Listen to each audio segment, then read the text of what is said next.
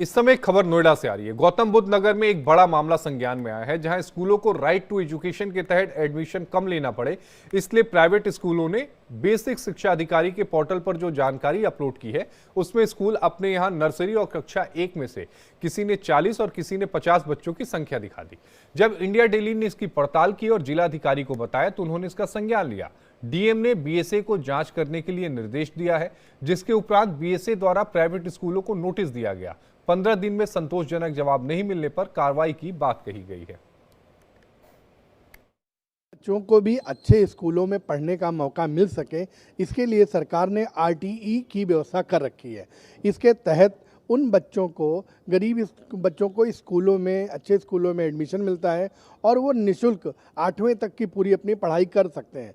लेकिन स्कूलों की जो आंकड़ों की बाजीगरी है, उन्होंने क्या किया, अपने यहाँ संख्या कम दिखाते हुए और अपना आंकड़े उन्होंने अपलोड करा दिए बेसिक शिक्षा अधिकारी के पोर्टल पे, जिससे कि उन्हें अधिक बच्चों का एडमिशन लेना ही ना पड़े और ये बच्चे धक्का खाते रहें और इनके फॉर्म रिजेक्ट होते रहें और इनको एडमिशन ना मिल पाए।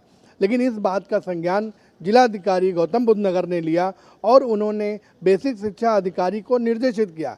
इसके बाद उन्होंने पूरी आंकड़ों की जानकारी ली, उसमें पता चला कि इन्होंने फर्जीवाड़ा किया है और इसके तहत सभी प्राइवेट स्कूलों को, जिन्होंने भी आंकड़ों में बाजीगरी की थी, इनको नोटिस जारी हुई है और जारी करके उनसे कारण पूछा गया है कि ऐसा फ्रॉड उन्होंने क्यों किया, और अगर वो सही संतोषजनक जवाब नहीं देते हैं तो बेसिक शिक्षा अधिकारी कार्रवाई करते हुए उनकी मान्यता तक रद्द कर सकते हैं। जिलाधिकारी का कहना है कि गरीब बच्चों के साथ अन्याय किसी भी स्थिति में सहा नहीं जाएगा। इंडिया डेली के लिए संतोष पाठक, ग्रेटर नोएडा।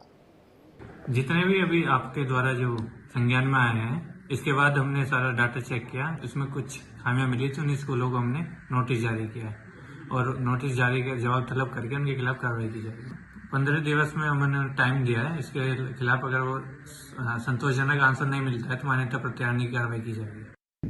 आरटीई का हर साल मैपिंग होती है। मैपिंग ग्राम पंचायत या वार्ड का नियम है हमारे यहाँ। तो अगर उस ग्राम पंचायत में नियम हो या वार्ड में स्कूल हो तो उसी हिसाब से वो स्कूल मैप होते हैं। तो जो भी फॉर्म भरे जाते हैं उसका फिर देखा जाता है कि जो उसने एड्रेस भरा है कैंडिडेट ने, उसका आधार और उसका अगर इनकम सर्टिफिकेट है वो उसी जगह का है या उसी वार्ड का, उसी ग्राम पंचायत या वार्ड का होता है, तो फिर उसी हिसाब से हम उसका वेरिफिकेशन करते हैं। और इसी पर बातचीत करने के लिए हमारे साथ हमारे सहयोगी संतोष हमारे साथ न्यूज रूम से जुड़ रहे हैं। संतोष जी, जरा ये बताइएगा कि नोएडा और ग्रेटर नोएडा में कितने ऐसे स्कूल हैं जो शुरुआती जांच में ये पता चला है कि उन्होंने आंकड़े जो है वो गलत दर्ज कराए थे? करीब 150 से ज़्यादा स्कूल हैं, मतलब जिसमें कि जीडी गोयनका और पाथवे जैसे बड़े नाम हैं। इन्होंने अपने यहाँ क्लास फर्स्ट में केवल 20 बच्चे दिखाए हैं, जो क्योंकि जितने बच्चे वो क्लास फर्स्ट में दिखाते हैं या सीट अपनी दिखाते हैं कि हमारे पास इतनी सीट है, उसका 25% उनको आरटीई के तहत गरीब बच्चों का एडमिशन लेना पड़ता है। जब उन्होंने दिखा दिया कि हमारे पास केवल 20 सीट है, यानी कि वो गरीब बच्चों में से केवल 5 बच्चे लेंगे, जबकि अगर उनके चेक किए जाएं तो क्लास फर्स्ट में कोई 5 सेक्शन चला रहा होता है और पर सेक्शन में 60 से अधिक बच्चे होते हैं। लेकिन इन लोगों ने पूरी जो डिटेल बीएसए को अपलोड की, उसमें किसी ने अपने यहाँ 20 बच्चे दिखाए तो किसी ने 30 बच्चा दिखाया और केवल एक सेक्शन दिखाया है, जिससे कि गरीब बच्चों का हक मारा जा सके और वो बड़ी महंगी फीसों पर दूसरे बच्चों का एडमिशन ले सके। और बीएसए ने भी इसकी पूरी अभी जांच नहीं कराई, जबकि 2 लॉटरी हो चुकी हैं जिसमें काफ़ी बच्चे रिजेक्ट हो चुके हैं उनको प्रवेश, क्योंकि जब संख्या कम हुई तो कम ही बच्चों का एडमिशन हो सकता था, तो काफ़ी बच्चों का एडमिशन नहीं हुआ है और तीसरी लिस्ट का ड्रॉ होने वाला है। तो सोचिए कि 3 लिस्ट और कितने बच्चों का हक स्कूलों ने हड़प लिया है केवल फीस और महंगी फीस वसूलने के चक्कर में। संतोष जी, ये कथित जो गोरख धंधा है, क्या ये इसी साल से शुरू हुआ या पहले से चला आ रहा है? नहीं, पहले क्या होता था कि जो डिटेल होती थी, गवर्नमेंट का नियम भी यही है कि जहाँ से मान्यता इनको मिलती है, जैसे मान लीजिए बेसिक शिक्षा अधिकारी से मान्यता मिली तो जितनी सीट अलॉट होती डिपार्टमेंट से, ये लोग डिपार्टमेंट से उठा लेते थे। लेकिन इस बार क्या हुआ है कि पहले नर्सरी, केजी और फर्स्ट 3 में एडमिशन होते थे।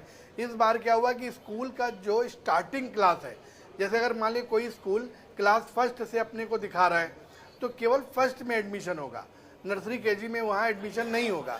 तो इन लोगों ने एक तो नर्सरी केजी को छिपाया और अपने यहाँ बच्चों की जो सीट है उसका आंकड़ा छिपाया, जिससे कि कम बच्चों का एडमिशन हो सके। ये गोरख धंधा इस बार कुछ बड़े लेवल पे खेला गया है। लेकिन संतोष जी, एक सवाल ये भी उठता है कि अगर कोई भी स्कूल हो, वो नर्सरी केजी तो चलाता ही चलाता है, अगर उन्होंने फॉर्म में नर्सरी केजी नहीं दिखाया तो क्या उसी समय जो अधिकारी थे उनके कान नहीं खड़े हो जाने चाहिए थे कि ये कैसा है भाई कि डायरेक्ट एक से आप एडमिशन ले रहे?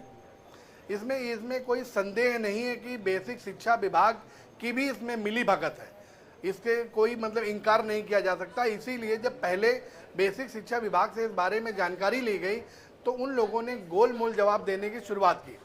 इसीलिए फिर हम लोगों ने इस पर जिलाधिकारी महोदय से बात किया, तो जिलाधिकारी गौतम बुद्ध नगर ने जब पूरी लिस्ट देखी तो उनके भी कान खड़े हो गए और उन्होंने बेसिक शिक्षा अधिकारी को निर्देश दिया कि एक तो पूरी लिस्ट जारी हो, मतलब जांच की जाए और इसका फिजिकल वेरिफिकेशन हो कि जो स्कूल कह रहे हैं कि हम नर्सरी केजी पढ़ाते नहीं हैं, और जबकि अगर आप उनकी ऑनलाइन वेबसाइट चेक करेंगे उन स्कूलों का तो साफ साफ नर्सरी केजी दिखाई पड़ रहा है।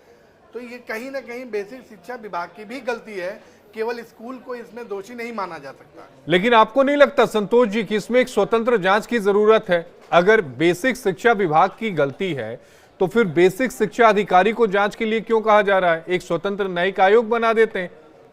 नहीं, डीएम का कहना यह था कि अभी स्कूलों को पहले नोटिस भेज करके उनसे इसके बारे में आख्या मांगी जा रही है। संतोषजनक जवाब नहीं मिलने पर इसको किसी बड़े उच्च अधिकारी के दिशा निर्देशन में इसकी पूरी जांच कराई जाएगी। गरीब बच्चों के साथ घोटाला या उनका हक मारने के खेल को सफल नहीं होने दिया जाएगा। उसकी कोई समय सीमा भी है क्या संतोष जी? क्योंकि भाई तीसरा ड्रॉ निकलने वाला है। हाँ। तीसरा ड्रॉ निकल जाएगा तो फिर तो एडमिशन नहीं होगा, फिर बच्चे कहाँ जाएंगे? बेसिक शिक्षा अधिकारी ने जो नोटिस जारी की है आज, उसमें 15 दिन का समय दिया गया कि 15 दिन के अंदर अगर संतोषजनक जवाब नहीं मिलता है तो स्कूल की मान्यता तक रद्द हो सकती है। संतोष जी, आपका जुड़ने के लिए बेहद शुक्रिया। संतोष पाठक हमारे सहयोगी हमारे साथ जुड़े हुए थे। खबरों में आगे बढ़ते हैं। खबर पंजाब के नवा शहर से है, जहां फासीवाद विरोधी फ्रंट ने केंद्र सरकार की आदिवासी नीतियों के खिलाफ विरोध प्रदर्शन किया।